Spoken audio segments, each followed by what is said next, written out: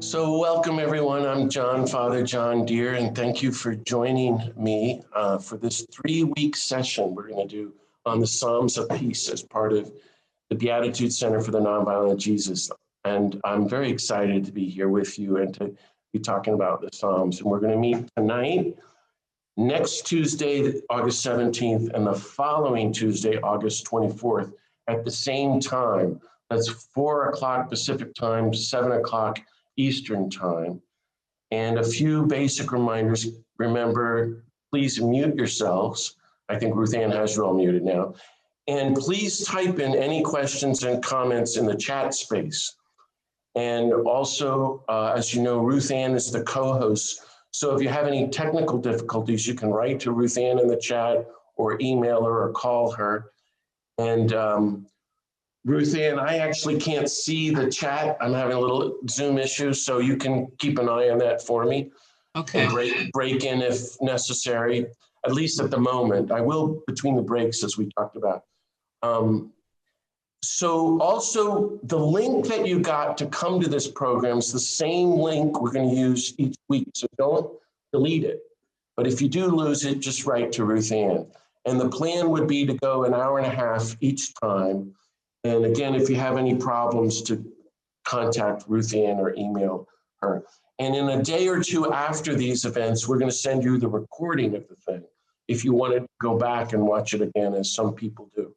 So I want to begin with a little prayer and then talk about what we're going to go do. So if you'd like, I just invite you to relax, take a deep breath, and notice how you're feeling on this nice afternoon or evening, wherever you are. And let's together enter into the presence of the God of peace who loves you infinitely. And let's welcome the risen nonviolent Jesus here into our hearts and our circle, and take a moment in silence and ask for whatever grace we need.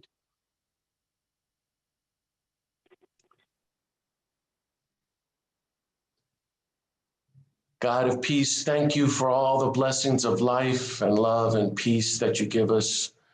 Be with us as we reflect on your Psalms of peace and creation over the next 3 weeks.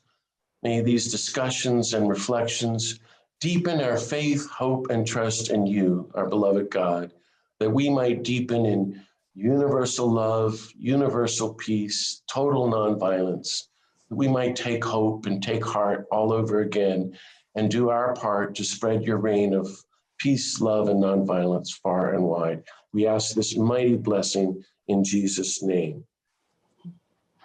Amen. So again, a very warm welcome to everyone. I just invite you, first of all, to relax and enjoy our time together. No stress, no anxiety, no worries, no fear, and we'll be a little community of friends reading the Psalms and studying the Psalms together. Doesn't that sound nice? I'm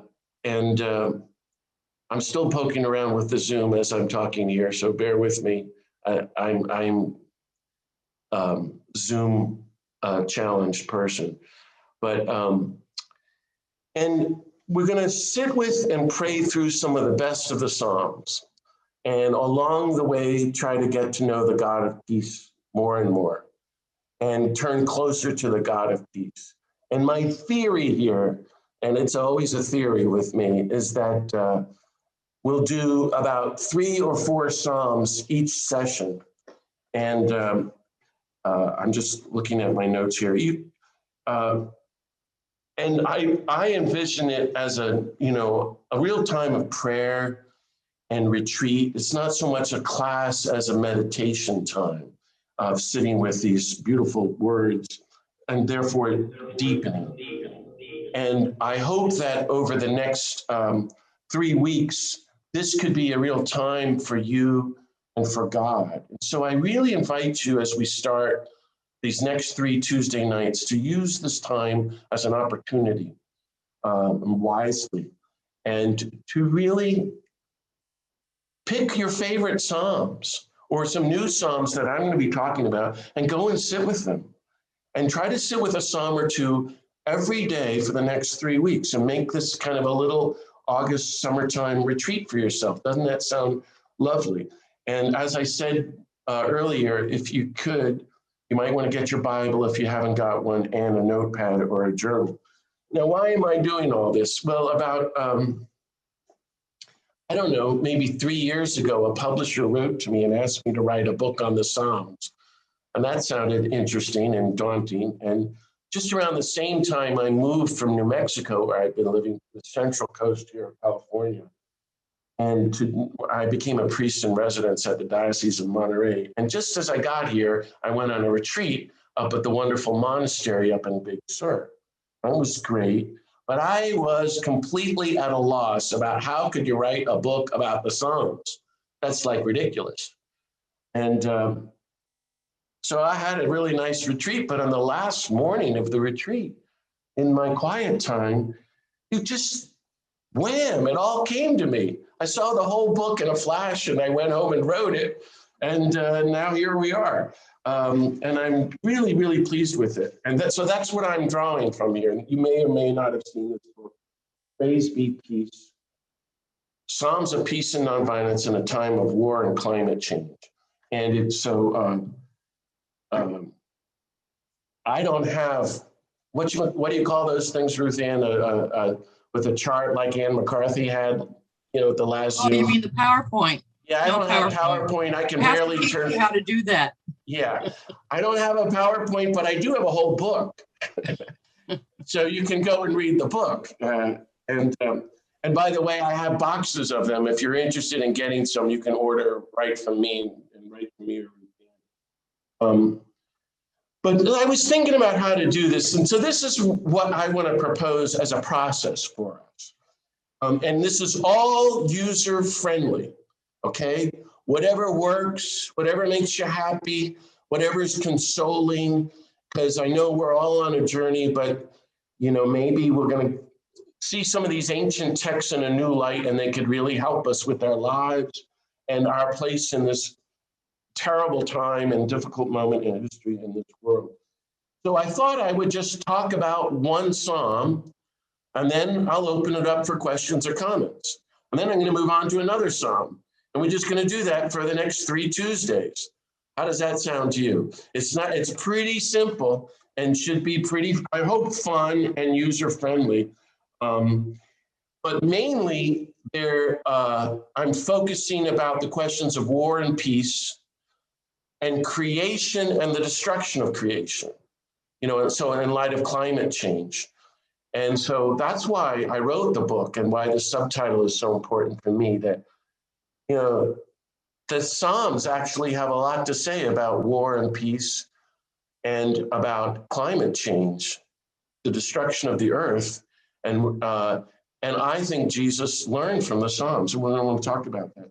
So let me make a few general introductory comments, and then we're going to start right off. And before I start right off, I'll take a moment to see if anybody has a general question. So as you know, there are 150 Psalms. About half of them are attributed to King David, full of raw emotions, from devotion and praise, to anger and hatred, from vengeance and violence, to despair and dread, to almost infinite peace and bliss and thanksgiving. Many are liturgical prayers, and that's interesting to remember, intended for the leader of a Jewish faith community. Some are hymns of praise, others offer up thanksgiving, and a lot of them, as you know, are individual or communal lamentations.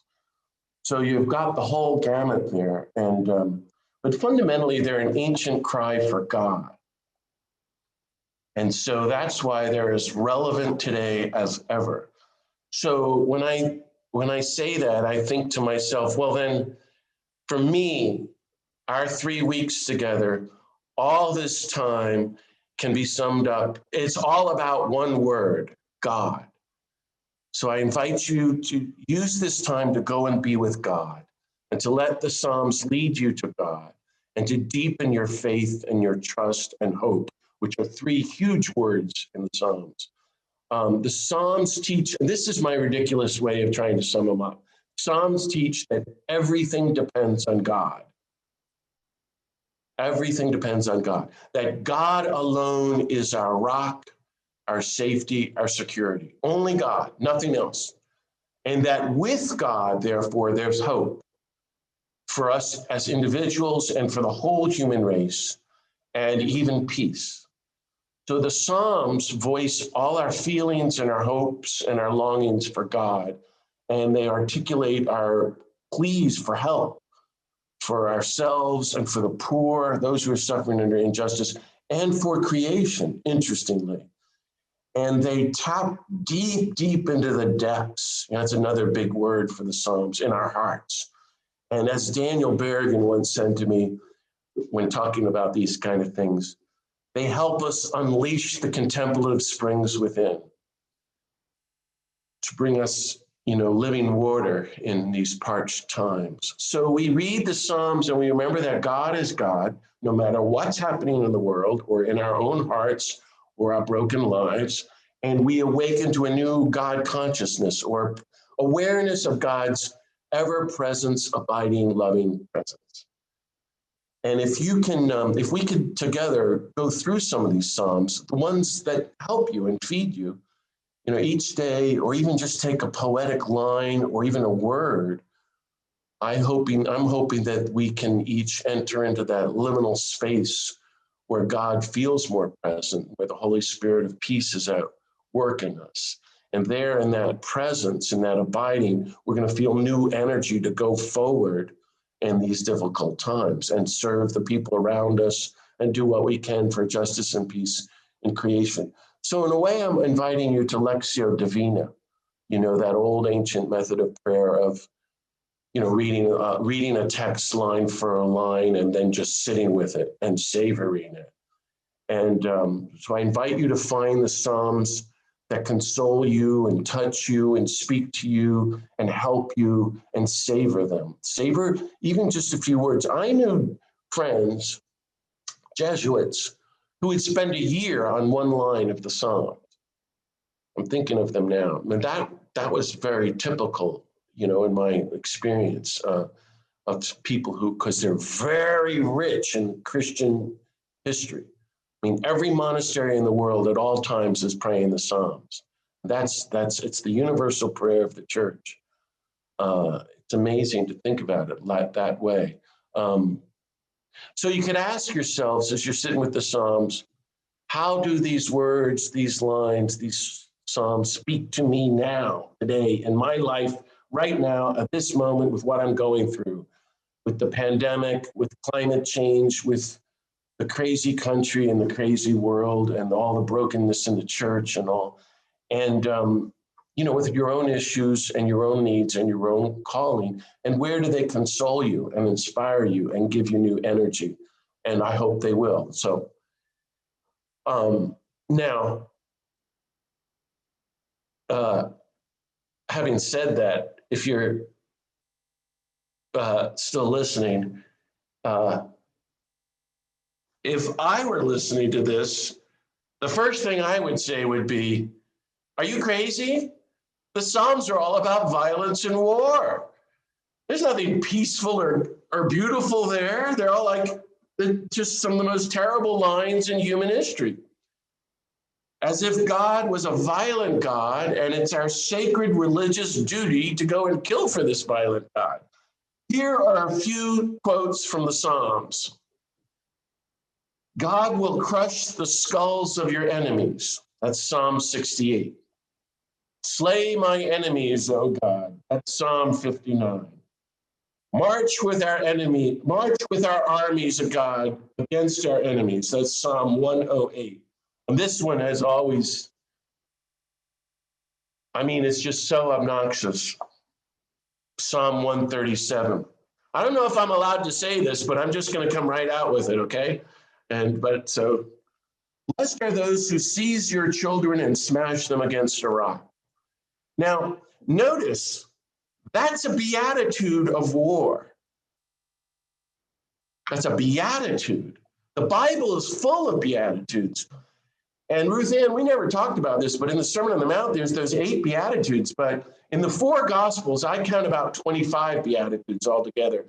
As I'm saying that, someday I ought to put them all together, and we should do a session on that, because you don't even notice the Beatitudes. Like at the end of the Gospel of John, blessed are those who have not seen but believe. See what I mean? That's a beatitude. They're all through the scriptures. And in the Hebrew scriptures, they're beatitudes of war and killing. Jesus reverses them all. That's what gives me so much hope. Now, I was giving a shorter version of this talk I can't remember because of the pandemic. I was going to go on a book tour for this, and on a 30-city tour, and the week I left after my first event, the pandemic broke and the whole tour got canceled. I was going to be in a church in Maine, and they asked me to do a Zoom session. And my friend was Reverend Pat. I don't think she's on here today, but she asked me to read this quote. So I'm going to read it to you now, because I'm being a smart aleck, as those of you who know me. I said, reading some of these Psalms of war reminds me of Monty Python and the Holy Grail. This has gotten me in trouble. David, I'm trying to make you and Sharon laugh, and it's not working, I can tell. But anyway, do any of you remember that movie from the early 1970s, Monty Python and the Holy Grail? Okay, if you have my book, I'm just reading along on page 40. This is my friend Reverend Pat. Found this helpful. In the movie, when the troops are pretending to be King Arthur and his knights, losing a battle, it's total insanity with the killer bunny, remember? And feeling desperate, they send out the call for the holy hand grenade of Antioch. And it comes in a big gold case. And they break into all the soldiers into Latin chants, and they start incensing the holy hand grenade of Antioch. Now, this is Monty Python, and they're all dressed as, Middle Ages cardinals and bishops. It's so crazy. But, they all went to Oxford and Cambridge, so I think they're trying to teach us something, Monty Python and the Holy Grail. And they open up the Holy Book of Armaments and read chapter 2, verses 9 to 21. I know this because I got this off of the actual movie. And they have these very pompous British accents, and the bishop and acolyte recite the prayer of Saint Attila, as in Attila the Hun, as they raise the holy hand grenade on high, and they pray, "O Lord, bless this thine holy hand grenade, that with it thou mayest blown thine enemies to tiny bits. In thy mercy hear our prayer." Do you see how ridiculous that is? And it's like in our face, and yet that's the legacy of religion. That's organized religion right there, and Monty Python telling us. And that's what you and I are trying not to cooperate with. Anything to do with violence or a false god of violence and war, because that's the good news of Jesus. And I go on here. Well, you can read it in the book about that. I share that because it's the only way to cope with all of these insanities and the way we've wrecked Jesus's message of nonviolence is to laugh and to keep our hearts up and going and inspire one another, and to keep having to dig through 2,000, 3,000 years of violence to get at the word of God, which is there because Jesus certainly found it. So I'm proposing, and I don't know what you think about this, but that we never read any verses that espouse violence or invoke a God of violence ever again. And that as people of faith, we never teach violence or a false God of violence or a false spirituality of violence ever again. And that with the rest of our lives, we talk about the gospel and other sacred texts of active, creative nonviolence, like Jesus. First of all, why do I say that? Because I think that's what Jesus did. I mean, it's not even, I think, Jesus's take. And so let me just reflect on basically what I'm proposing is that we read the Psalms the way Jesus did. So my contention, as those of you who know me, is that Jesus was meticulously nonviolent, that he taught and practiced total nonviolence, that we are his mature adult followers, and therefore from now on in this world of total violence and insanity, we have to practice total nonviolence and try to be sane and sober and wise and loving. And we know all the scholars say he prayed the Psalms, and he may have even known them by heart. And therefore, if he, as Gandhi said, is the embodiment of nonviolence, he brought all that nonviolence to the Psalms and to the scriptures. And that's why I like how the Gospels really mainly quote Isaiah and the book of Daniel, because they're full of nonviolence. Isaiah is full of nonviolence. And you don't hear a lot of other stuff in the Hebrew Bible quoted by Jesus to back up his teachings in the Sermon on the Mount. So I'm proposing that Jesus read the Psalms from the perspective of nonviolence, and that we can read them that way too. Like from the lens of the Beatitudes and the Sermon on the Mount, from Jesus's nonviolence. And once you do, they begin to make a lot more sense, and then they become really helpful. If you really ground it in that, it's called a hermeneutic of nonviolence. And it personally can lead us out of our inner violence into the Holy Spirit of peace, into the God of peace. Together, it can lead us out of the culture of violence into working for a new culture of nonviolence. But mainly, if we approach the Psalms as we do all the scriptures from Jesus's perspective or hermeneutic of nonviolence, I think we'll know God better. And we'll come to know God as the God of peace.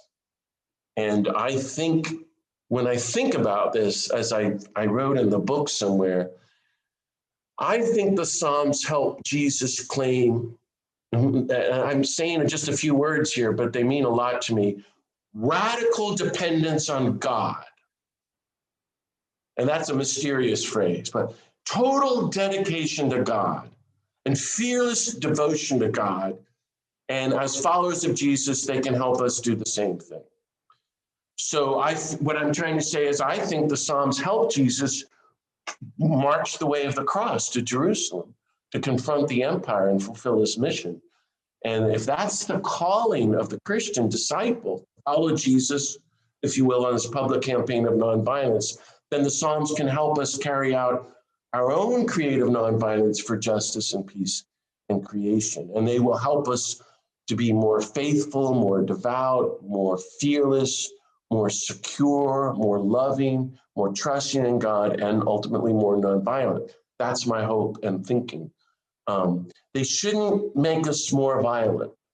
You know, the scriptures should not inspire us to be violent or continue to keep us stuck in our inner violence, but through the Spirit of Jesus, heal us and free us to be nonviolent and therefore people of universal love.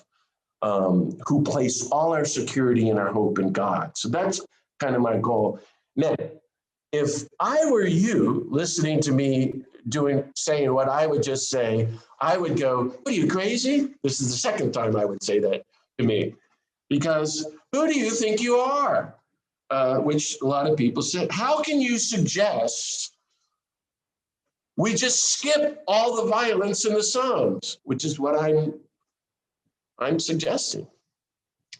I have, if you read my book, I'm basing this on one authority. I think Pope Francis would agree with me. I think a lot of scholars would agree with me. I think a lot of people would disagree with this. But I don't think that most people are reading, you'll forgive me if I sound arrogant, but I don't think we're reading the Gospels or the scriptures yet from Jesus's perspective of nonviolence. And that's what we all need to do. We need to put on the mind of the nonviolent Jesus, even as we read the Bible, even as we sit with ourselves, even as we read the newspaper. So when I went on this retreat, remember, at the monastery in Big Sur, the prior there is a friend of mine, just as I was working on this book. He also is the literary executor of Bede Griffiths. Now, I hope you all know who Bede Griffiths is. He's one of the great spiritual figures of the last century. And they have a room there with all of Bede's writings, all his books, his collected writings, some of his possessions. And they put me in that room. Every time I go to the monastery, I stay there. So I started reading Bede. Now, Bede Griffiths, as you may remember, I forget, he was one of C.S. Lewis's students. We're talking like in the 1920s or 30s at Oxford. And he became a Benedictine Catholic monk and was in this famous monastery in England for like 40 years and friends with C.S. Lewis till the end. And then packed up and moved to India, where he formed, I think in the 1960s, and he formed this Christian Benedictine Hindu ashram of total prayer and total poverty, living like Indian people do. And therefore he's kind of like a patron saint of interfaith peacemaking. Now remember, he's Benedictine monk, so the Benedictines pray the Psalms every single day. I don't know if you spend time in a Benedictine monastery or a Trappist monastery, but that's all they do is like 5 or 6 or sometimes 7 times a day. They gather and read the Psalms and then say some prayers. He was connected with the Big Sur monastery. So he's an expert on the Psalms. And just before he died in the early 1990s, Bede published a little book on the Psalms, which I found in the room where I was staying and I read. And he there says, I call upon Christians around the world and in the future not to read or recite the Psalms of violence ever again. I couldn't believe it because that's exactly what I was going to propose in my book. And I couldn't find anyone else who'd ever said that. Thomas Merton never said that. And he was a Trappist monk. You know, if you think about it like that, C.S. Lewis never said that.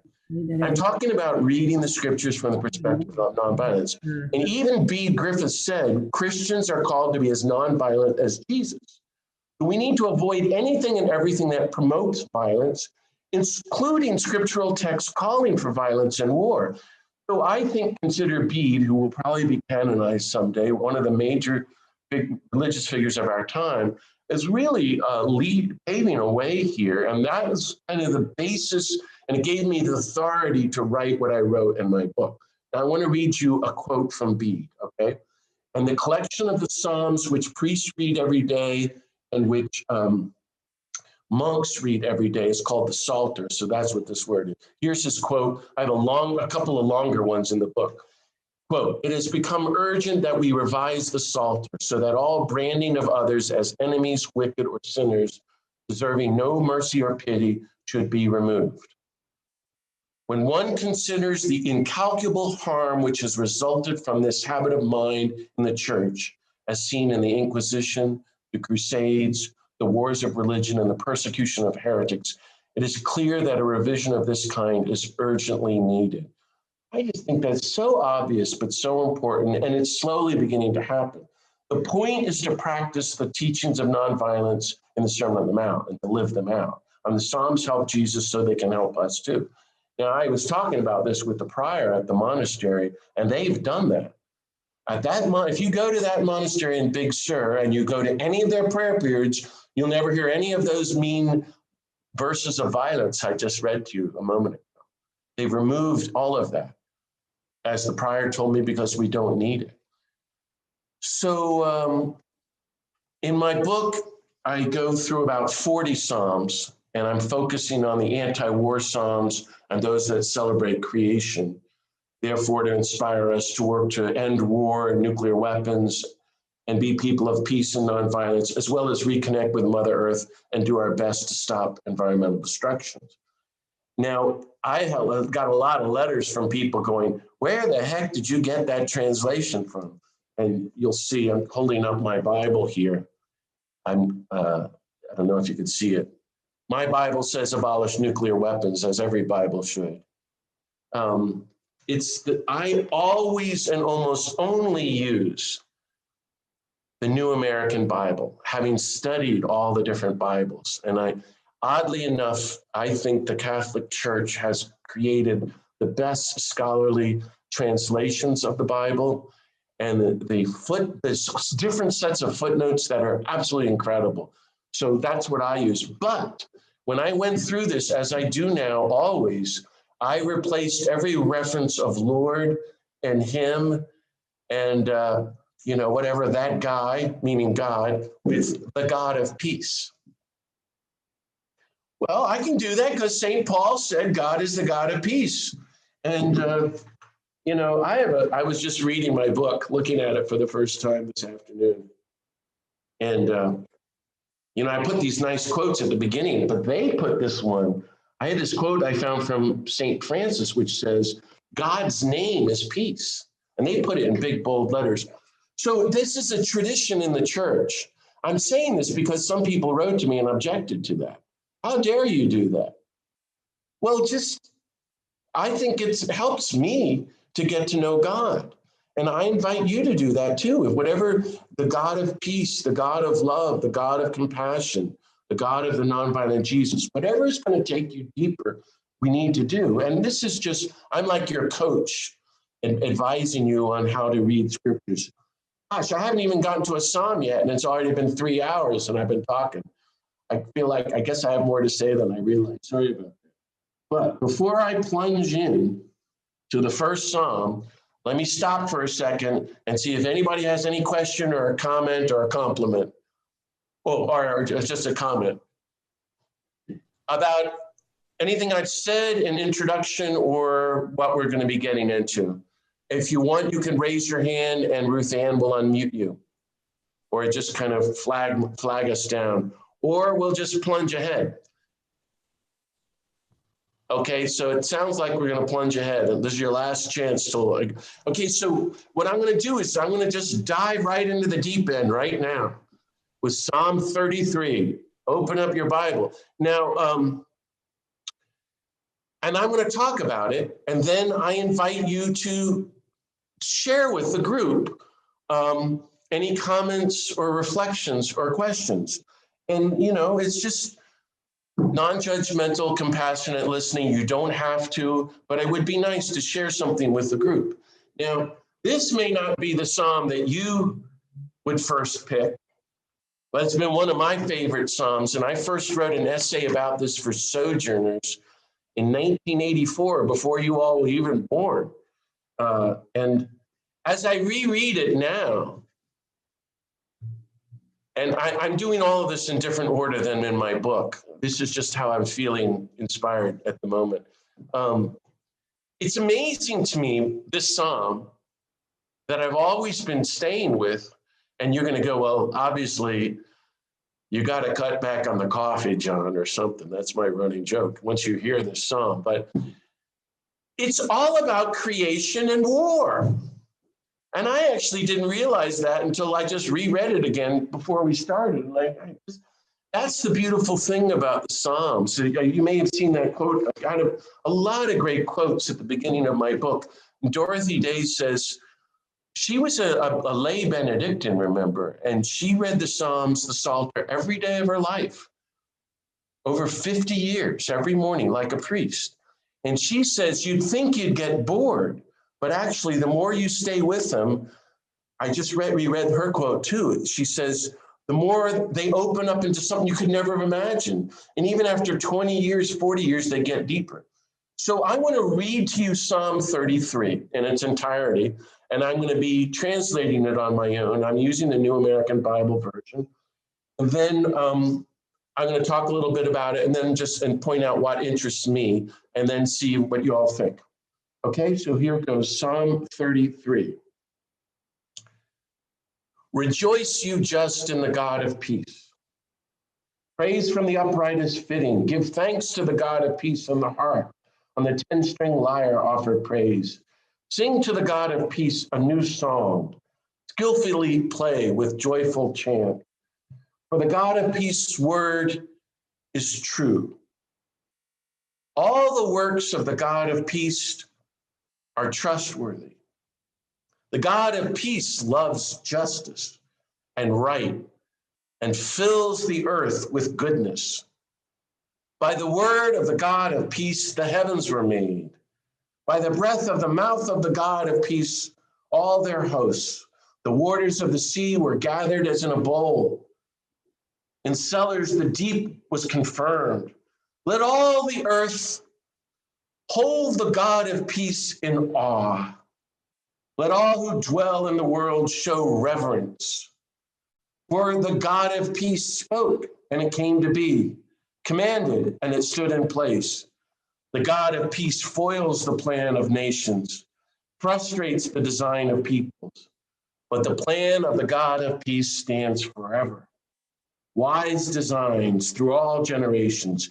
So happy the nation whose God is the God of peace, the people chosen as God's very own. From heaven, the God of peace looks down and observes the whole human race, surveying from the royal throne all who dwell on earth. The one who fashioned the hearts of them knows all their works. A king is not saved by a mighty army, nor a warrior delivered by great strength. Useless is the war horse for safety. Its great strength, no sure escape. But the eyes of the God of peace are upon the reverent, upon those who hope for gracious help from the God of peace, delivering them from death, keeping them alive in times of famine.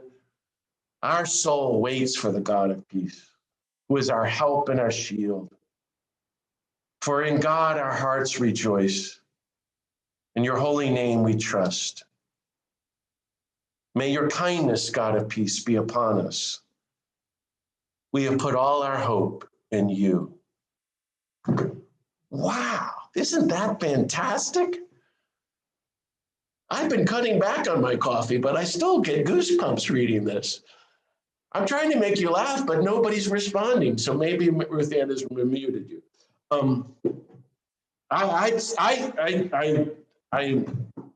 one hand, speechless when you take all of that together. And I have these notes that I'm going to look at, but, when I read that to you like that, I don't know what you think about Sharon and David in particular, but I think it's greater, this is silly to say, but greater than any spiritual writing happening today. Would you agree, David and Sharon? I mean, you can respond. Okay, that we have a technical. There we go. Now we go. Would you agree? Oh, yes, of course. I mean, it's just amazing. It's like almost mind-boggling to read it. It has to be read slowly. Yeah, and then as Dorothy Day and Dan Berrigan and Merton did every day for the rest of your lives. Yeah. But, so much what passes for spiritual writing is, how should I put this politely?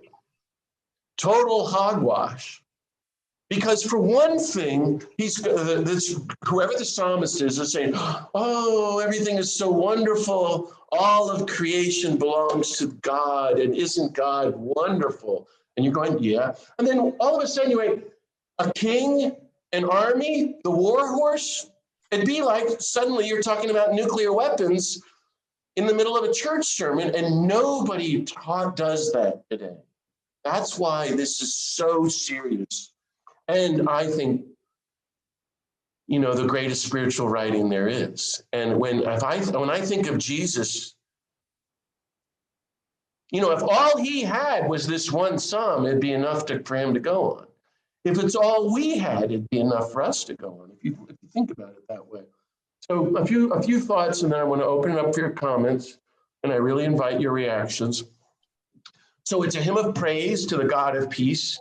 I hope you like my translation. I think that it makes a big difference for me. And it's also a warning, as the Psalms are, to those who place their hope and trust in the false gods of war. I mean, it's a kind of in-your-face psalm. You can't serve both the God of peace and the weapons of war, one or the other. Right. There it is. Show reverence to the God of peace and live in peace and gratitude and even joy and play the guitar and the harp. That sounds like a lot of fun. Or show reverence to weapons of war and their false security and die. I'm just trying to wake us up. That's the message I get. That's why I find it so radical. And I've written a lot about this over the years, but I'll just cut to that that shocking political, anti-war, anti-military verses there toward the end. I'm going to read them again. A king is not saved by a mighty army. A warrior is not delivered by great strength. The war horse is useless for safety. Its great strength, no sure escape. But the eyes are of the God of peace are upon the reverent, on those who hope for God's gracious help. Now, anybody anywhere on the planet was going to go, wait a second, that's baloney.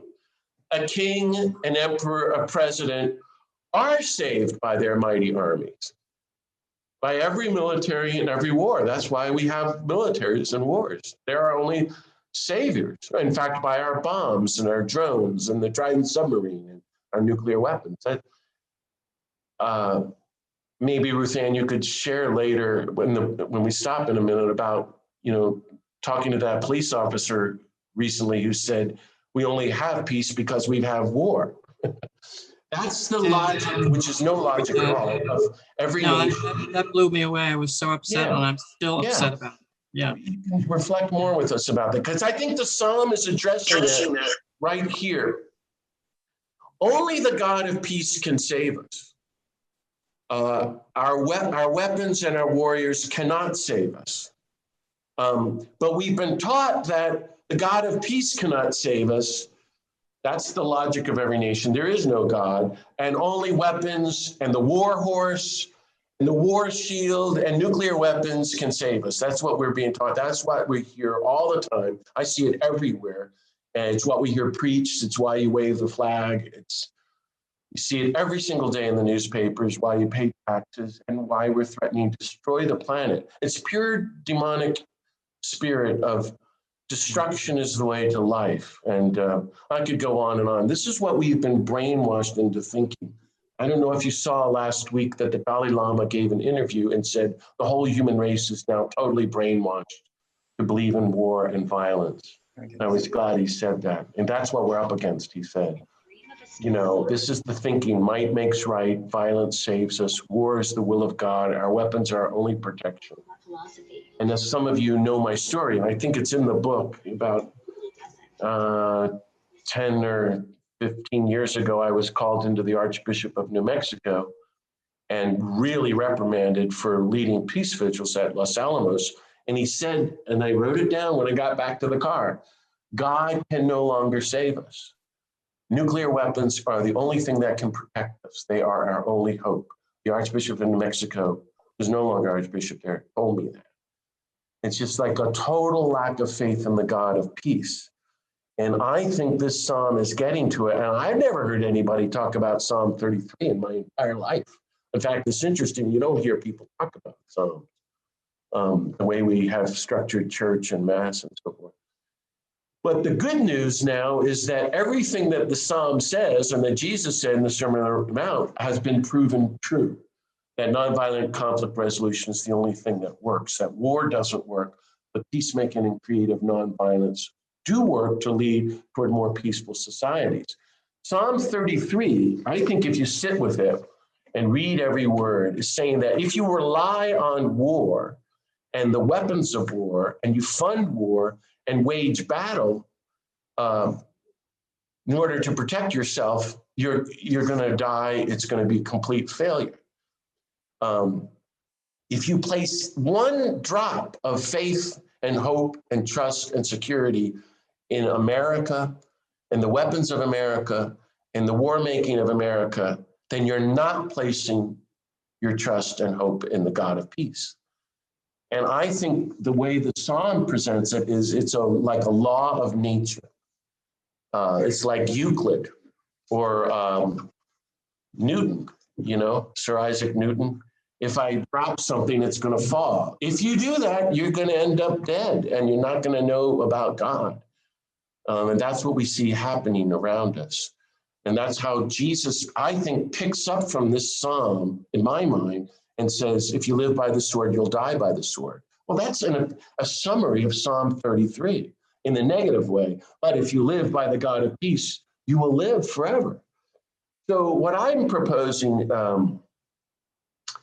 is that this psalm, in light of Jesus, says, do not live by the sword, the weapon or any false instrument of security that brings violence and death. Live in my peace, Jesus would say, and then you will live. That this is the first requirement of the spiritual life. This is the politics of the spiritual life. And then if you want to gain entrance into the spiritual life, I think you have to renounce warfare and take up the way of peace. Now, as you see, very few people think that. And so that's why I'm proposing this and wanted to start the classes or our sessions with this. And I think this, they're saying this is the doorway to the life of God and the life of faith. And therefore, this phrase that I've been thinking of lately, this last year, to enter into God and to trust in God, you have to enter the boundaries of nonviolence. Violence can have no part of your life. But once you're within the boundaries of peaceful, loving nonviolence, then everything's going to start to flourish and life will become full, including your theology and spirituality. Let me just go on a little bit more toward the end and then I'll open it up. This is another quote, let all who dwell in the world show reverence. What a beautiful line. Wow. Do you all know Dr. Albert Schweitzer? I don't know if you've read him. My friend, Dr. Paul Farmer, and I are big fans of Albert Schweitzer. And you know, he wrote a book, and he wrote a lot of books, but the number one word for Albert Schweitzer, remember, he was before Gandhi, was reverence.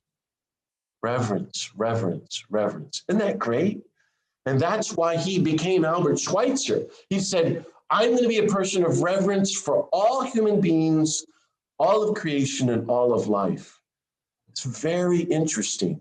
And he did that before Gandhi and his word of nonviolence. Well, then it goes on. The God of peace foils the plan of the nations. From heaven, the God of peace looks down and observes the whole human race, surveying from the royal throne all who dwell on earth. The one who fashioned their hearts knows all their works.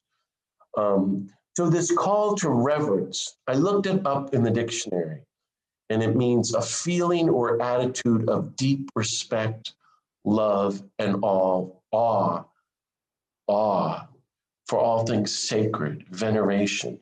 Now, if you were reading along, I translated, let all who fear the Lord. I said, may all people hold the God of peace in awe, if you were noticing, because actually in the Hebrew, fear means awe. It's a better word for us.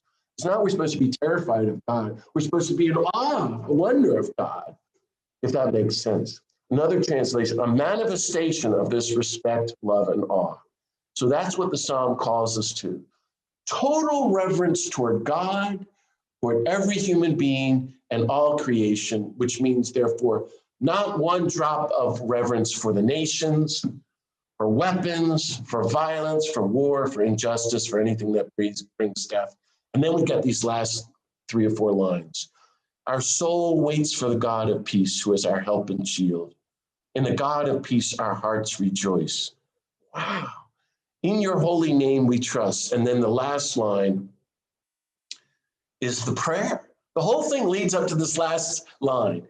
May your kindness, God of peace, be upon us, for we have put our hope in you. I think it's really, really beautiful. May your kindness be upon us, because we put our hope in you and we want to be your holy peacemakers. And I invite you to go and sit with this wonderful psalm this week.